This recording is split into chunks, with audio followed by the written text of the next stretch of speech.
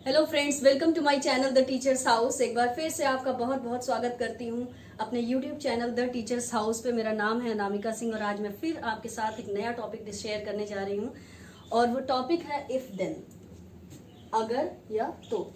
हजारों बातें हम ऐसी करते हैं अपनी रोजमर्रा की लाइफ में जिसमें अगर और तो का यूज होता है। अगर आप पढ़ाएंगी तो मैं पढ़ूंगा, अगर बारिश होगी तो बहुत उमस हो जाएगी, अगर गर्मी होगी, अगर इस बार बहुत गर्मी होगी तो मैं एक एसी खरीदूंगा, अगर मैं कड़ी मेहनत करूंगी तो जरूर मैं इस बार एग्जाम्स में पास हो जाऊंगी, अगर ऐसा होगा तो वैसा होगा, अगर ऐसा होगा तो वैसा होगा। हजारों बातें ऐसी होती हैं जो हम अपनी रोजमर्रा की लाइफ में करते हैं। तो उन्हीं बातों को हम इंग्लिश में कैसे कर सकते हैं, यही सीखने के लिए आज का ये लेक्चर है। तो देखिए, इसका एक प्रॉपर स्ट्रक्चर है, एक प्रॉपर फॉर्मूला है कि कैसे हम एक ऐसे हिंदी वाक्य जिसमें अगर और तो का प्रयोग हो उसको इंग्लिश में हम कन्वर्ट कर सके, इंग्लिश में बना सके। तो ये है स्ट्रक्चर, या इसे हम कहते हैं फॉर्मूला। सबसे पहले इफ का मतलब ही होता है अगर। इफ, उसके बाद ध्यान रखिएगा कि इस पूरे स्ट्रक्चर में दो सेंटेंसेस आएंगे, यानी इस तरह की जो सेंटेंसेस होते हैं ना, अगर मैं ऐसा करूंगा तो तुम वैसा करोगी। यहाँ पे देखिएगा, इस पूरे वाक्य में दो वाक्य हैं। अगर मैं ऐसा करूंगा पहला तो तुम वैसा करोगी दूसरा। तो यहाँ पे जो फॉर्मूला है ना, ये भी दो पार्ट्स में डिवाइड है और उसको हम लोगों ने देन से जोड़ रखा है।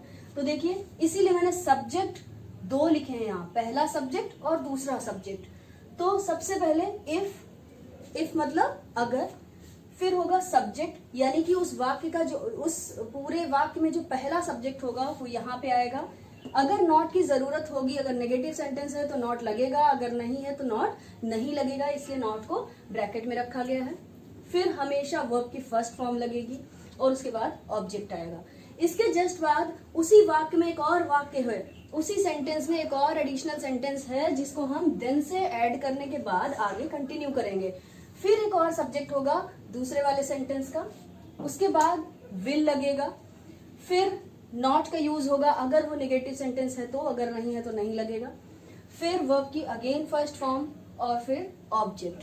तो देखिएगा, इस फॉर्मूले में मैंने दो तरह के स्ट्रक्चर्स की बात की है, यानी कि एक ही फॉर्मूले में दो स्ट्रक्चर हैं। एक ही स्ट्रक्चर में दो हेल्पिंग वर्ब्स, दो नॉट, दो सब्जेक्ट्स, दो ऑब्जेक्ट्स, क्योंकि ये सेंटेंस ही दो सेंटेंसेस को जोड़ के बना हुआ है। तो देखिए, पहला सेंटेंस है, अगर आप इंग्लिश पढ़ाएंगी तो मैं बोलूंगा।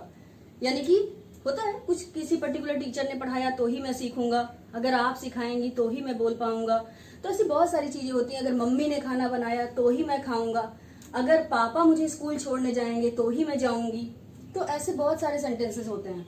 अगर आप इंग्लिश पढ़ाएंगी तो मैं बोलूंगा। देखिए, इस सेंटेंस में दो सेंटेंसेस हैं और इस तो से वो सेंटेंस जुड़ा हुआ है। इस तो से ये दो सेंटेंसेस जुड़े हुए हैं। पहला क्या है, अगर आप इंग्लिश पढ़ाएंगी, और दूसरा क्या है, तो मैं बोलूंगा। अगर ऐसा कंडीशनल है, अगर ऐसा होगा तो ही वैसा होगा। तो अगर आप इंग्लिश पढ़ाएंगी तो मैं बोलूंगा। देखिए ना, दो सेंटेंसेस को हमने तो से जोड़ के दिखाया है।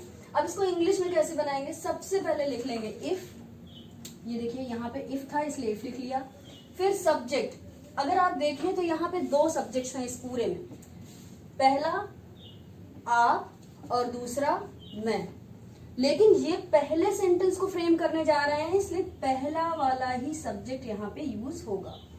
जब देन के बाद दूसरा सेंटेंस स्टार्ट करेंगे तो वहां पे इस सब्जेक्ट का यूज करेंगे। तो देखिए, इफ, फिर सब्जेक्ट क्या है, आप इंग्लिश पढ़ाएंगी। किसकी बात हो रही है, आपकी। तो इफ यू, नॉट का यूज नहीं होगा क्योंकि ये एक सिंपल सेंटेंस है। फिर वर्ब यहाँ पे क्या है, पढ़ाना। पढ़ाने को इंग्लिश में टीच कहते हैं और फर्स्ट फॉर्म भी टीच है। तो इफ यू टीच, फिर ऑब्जेक्ट क्या है, यहाँ क्या पढ़ाने की बात हो रही है, इंग्लिश। तो इफ यू टीच इंग्लिश, यहां तक हो गया। अब हमें दूसरा वाला जो सेंटेंस इसमें है वो बनाने के लिए किसी चीज से तो इसको हमें ऐड करना पड़ेगा, किसी चीज से तो जोड़ना पड़ेगा। वो क्या है, देन। तो हमने यहाँ पे देन लिख लिया। उसके बाद दूसरे सेंटेंस का सब्जेक्ट लिखेंगे। तो दूसरा सेंटेंस कहां से स्टार्ट हो रहा है, मैं बोलूंगा। तो मैं बोलूंगा यानी सब्जेक्ट कौन है, आई, तो आई हो गया। फिर क्या लगना चाहिए, विल। नॉट का यूज नहीं होगा क्योंकि ये भी एक सिंपल सेंटेंस है। फिर वर्ब क्या है यहाँ पे, बोलना, बोलने को क्या कहते हैं, स्पीक। तो ये सेंटेंस यहाँ पे कंप्लीट हुआ। इसको हम लोग देन यूज किए बिना भी बोल सकते हैं। जनरली आपने अगर देखा होगा तो रोजमर्रा की लाइफ में लोग ऐसे ही बोलते हैं, if you teach English I speak. तो थोड़ा सा पॉज देते हैं, उसको कॉमा लगा करके। यहाँ पे कॉमा से भी काम चल सकता है अगर आप देन नहीं लगाना चाहते। तो if you teach English I speak, अगर आप सिखाएंगी तो मैं बोलूंगा। कई बार देखिएगा बात करने का टोन है, ऐसा भी बोला जाता है, अगर आप खाना बनाएंगी तो ही मैं खाऊंगा, अगर आप मुझे घुमाने ले जाएंगी तो ही मैं जाऊंगा। बच्चे देखो, मम्मा सुलाएगी तो ही सोऊंगा। तो ही मतलब ओनली, तो हम उस ओनली को यहाँ पे यूज कर सकते हैं। इफ यू, अगर आप पढ़ाएंगी तो ही मैं बोलूंगा, तो if you teach English then only I will speak, तो ही मैं इंग्लिश बोलूंगा। अब देखिए दूसरा सेंटेंस है, अगर पापा डांटेंगे तो मैं यहाँ से चला जाऊंगा।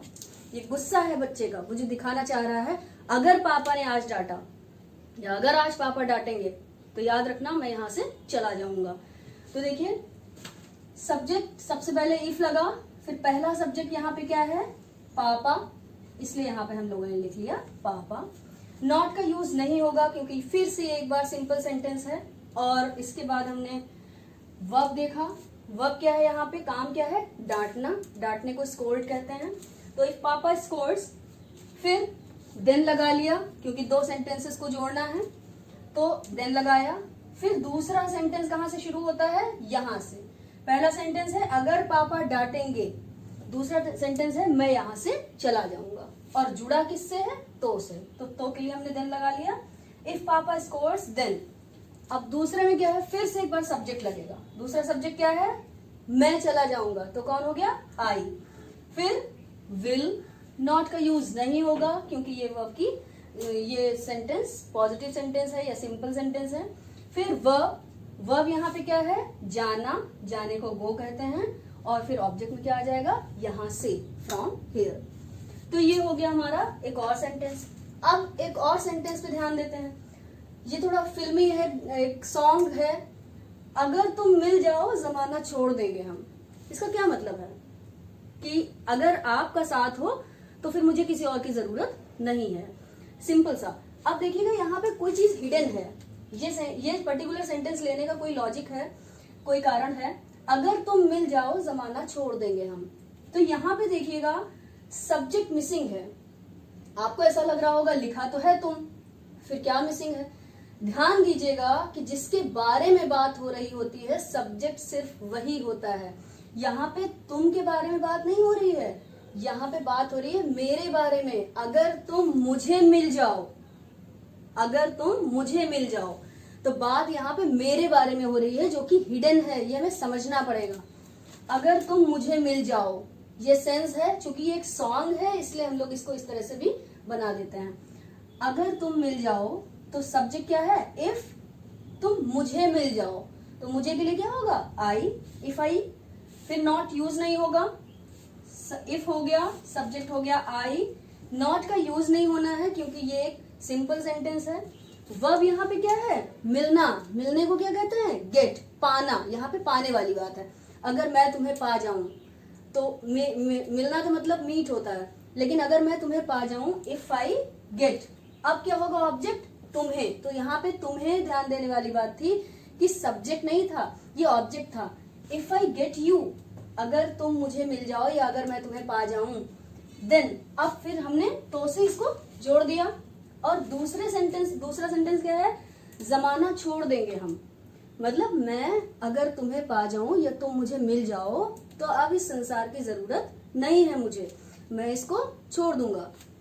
तो सब्जेक्ट क्या है, आई, यहाँ पे लिख लिया क्योंकि हम, यहाँ पे हम थोड़ा एक कल्चरल बात हो गई कि यूपी वगैरह में मैं को भी हम बोला जाता है, अदरवाइज ये मैं का ही सेंस ले रहा है।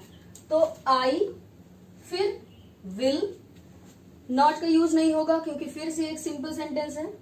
वर्ब यहाँ पे क्या है, छोड़ना, छोड़ने को क्या कहते हैं, लीव।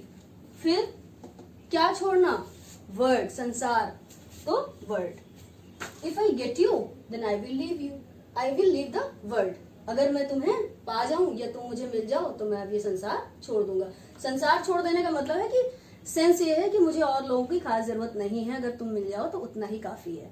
ठीक है, अब हम बात करते हैं अगर तुम आओगी तो मैं नहीं आऊंगा। ये एक नेगेटिव सेंटेंस है। अगर तुम आओगी तो मैं नहीं आऊंगा, ऐसा भी बहुत बार होता है। आपके घरों में ऐसे सेंटेंसेस मिल जाएंगे। बच्चे आपस में झगड़ा करते हैं, अगर मम्मी आपने इसे दिया तो मैं नहीं खाऊंगी। अगर वो मूवी देखने जाएगी तो मैं उसके साथ नहीं जाऊंगी। तो अगर आपने मुझे उस स्कूल में एडमिशन करवा दिया तो मैं स्कूल नहीं जाऊंगी। तो ये नेगेटिव सेंटेंसेस होते हैं। अगर तुम जाओगी आओगी तो मैं नहीं आऊंगा। तो सब्जेक्ट क्या है? सबसे पहले इफ लगाएंगे, फिर सब्जेक्ट क्या है? तुम, यू। सब्जेक्ट सबसे पहले इफ, फिर सब्जेक्ट। नॉट का यूज नहीं होगा क्योंकि ये एक पहला वाला जो सेंटेंस है वो क्या है? पॉजिटिव। फिर देन से हमने इसको जोड़ दिया, फिर मैं नहीं आऊंगा, तो फिर सब्जेक्ट क्या है? आई। उसके बाद देखिए पहले दूसरे वाले सेंटेंस का सबसे पहले क्या चीज लिखी जाएगी? सब्जेक्ट आई, फिर विल, फिर नॉट। नॉट क्यों? क्योंकि लिखा है मैं नहीं आऊंगा, तो आई विल नॉट। और फिर वर्ब क्या है? आना। आने को इंग्लिश में कम कहते हैं और फर्स्ट फॉर्म कम। तो if you come then I will not come. If you subscribe my channel I will post more videos. अगर आप मेरा चैनल सब्सक्राइब करेंगे तो मैं आपके लिए और भी ज्यादा वीडियोस पोस्ट करूंगी। If I post good videos you will like it. अगर मैं अच्छे वीडियोस पोस्ट करूंगी तो आप लोग उसे पसंद करेंगे। तो ऐसे देखिएगा, अगर आप ध्यान देना शुरू कर देंगे तो आपको बहुत सारे सेंटेंसेस ऐसे मिल जाएंगे जो इफ देन ग्रामर पे बेस्ड होते हैं। इस तरह की सेंटेंसेस की प्रैक्टिस के लिए आप मुझे फॉलो कर सकते हैं टेलीग्राम पे, मेरे फेसबुक चैनल पे, जहां पे मैं रेगुलरली आपको क्विजेस पोस्ट करती हूँ। आप उनका आंसर करके और अपना चेक कर सकते हैं कि आपको इस वीडियो लेक्चर से कोई बेनिफिट हुआ है या नहीं। अगर इस वीडियो लेक्चर से रिलेटेड कोई प्रॉब्लम है, कोई सजेशन है, तो आप उसे आप मुझे कमेंट बॉक्स में दे सकते हैं। डिस्क्रिप्शन बॉक्स में मैं आपके लिए अपना फेसबुक का लिंक और अपने टेलीग्राम का लिंक भी आपको दे दूंगी। Thank you so much.